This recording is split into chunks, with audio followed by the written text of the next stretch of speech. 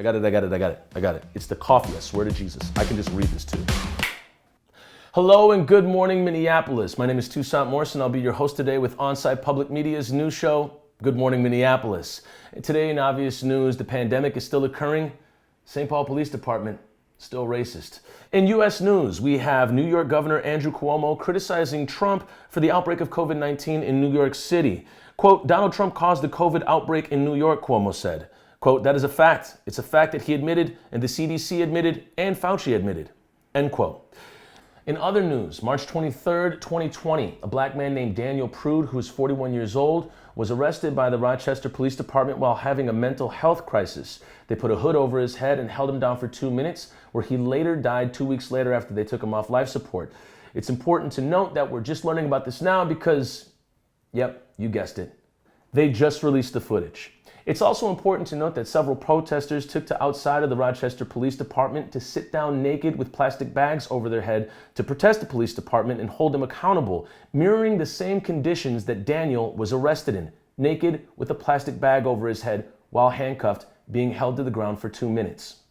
Since the release of the video, several Rochester Police Department officials have stepped down from their jobs because there's nothing that says that you're doing a bad job, like a film being released of showing how racist and violent you are. And there's nothing that says police accountability like running from your job 6 months later. So, with that being said, this brings us to our question of the day. How many weren't filmed? It's not a rhetorical question. Think about that. In Minnesota news, attorney for Thomas Lane, former Minneapolis Police Department officer who was involved in the killing of George Floyd right here in Minneapolis, Minnesota on 38th in Chicago, opposes joint trial in George Floyd case. This is basically like saying, whoa. I was there, but we don't all need to be held accountable, right? It's basically the old Murder on the Orient Express trick where it says, okay, but I wasn't the first one to stab him. Anyways, yes, you heard that correctly. Thomas Lane's attorney, his name is Earl Grey. Can't make that up. Thomas Lane's attorney's name is Earl Grey.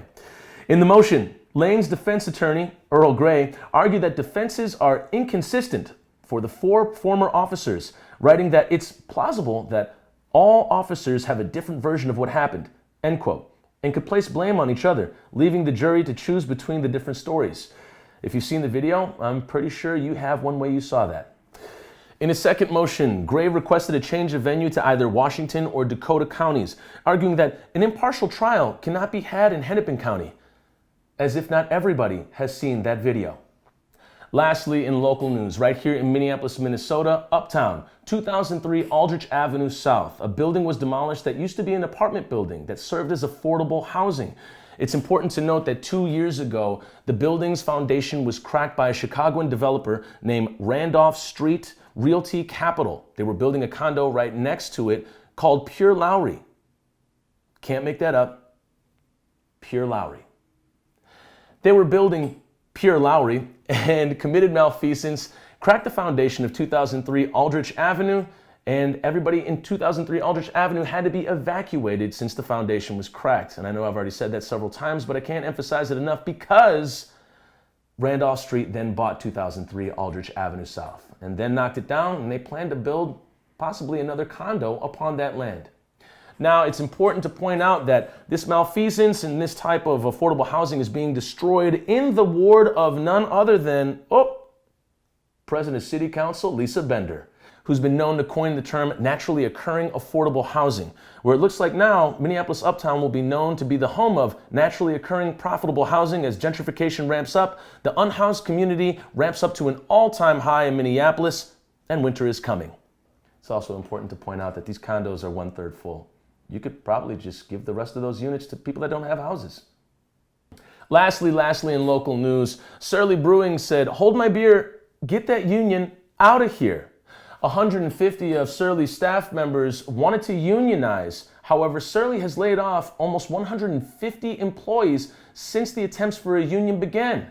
And now for a company in the service industry that won't be having a union ever, Butcher and the Boar, a restaurant in downtown Minneapolis, has closed its doors for good. The owner was quoted, quote, just too much against us. Pandemic, social unrest, and crime. High costs of operating in downtown and no additional federal aid. Well, if that doesn't write off an entire civil rest and community going through catharsis, loss, and grief, I don't know what does. Well, that'll about do it for us here at Onsite Public Media. Good morning, Minneapolis. I've been your host, Toussaint Morrison. This is our first episode. We don't really know what we're doing. So we're just going to keep it going from here. If you have any criticisms or questions for us, put them in the comments below. You're probably going to do it anyways. With all that being said, we do have a GoFundMe going right now to get the rest of our equipment in for Onsite Public Media, an actual public media company that's here for the public. Once we complete that phase one, we'll be turning our cameras over to the communities in Minneapolis to film their own forums, interviews, and informational sessions that will uplift and inform their communities going forward. We're here for you. Let us know what you want us to talk about next time. Thanks for joining us.